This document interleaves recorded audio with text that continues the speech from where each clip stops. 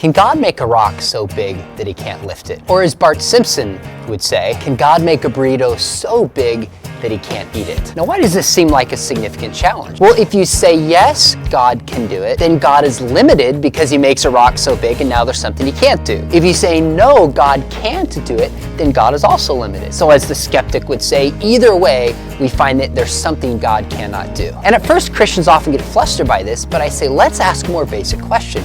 Can God do anything? And usually when I ask audiences, especially young people, can God do anything? Every hand shoots up because we want to say, no, you can't limit God. And then I'll bring a volunteer up and I'll say, all right, I've got a task for you. And I'll take a paper clip. And what I'll do this paper clip is I'll say, all right, can you bend this into a square circle? Now, half the time, the student will actually try to do it and then give up pretty quickly.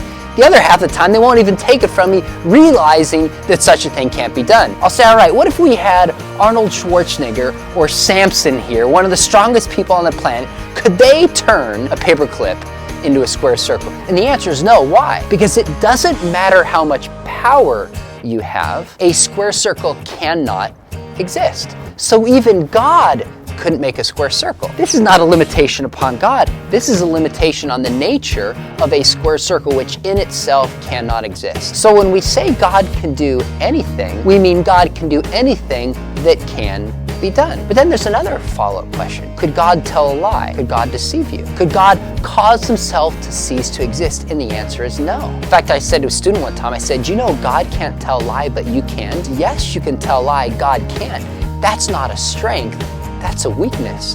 God can't tell a lie because God is perfect. It's like saying, can God need glasses to see? And if you need glasses, that's a recognition of a weakness. Because God is perfect, he has no weaknesses. So when we say God is all-powerful, what we mean is God can do anything that's logically possible, that power can do, that's consistent with his nature. So can God make a rock so big he can't lift it? The answer is no. That's not a recognition of a weakness in God. That's a recognition that that very idea is absurd within itself. If something can be done and it's morally good, God can do it. This tells us that the Christian God is trustworthy. That means that God will not lie. He will not deceive us. Even though people around us will, and we ourselves at times have done things we know is wrong, God is the only one who is always good and uses his power for that end. That's a God worth trusting. I'm Sean McDowell. Keep asking these tough questions and keep searching for the truth.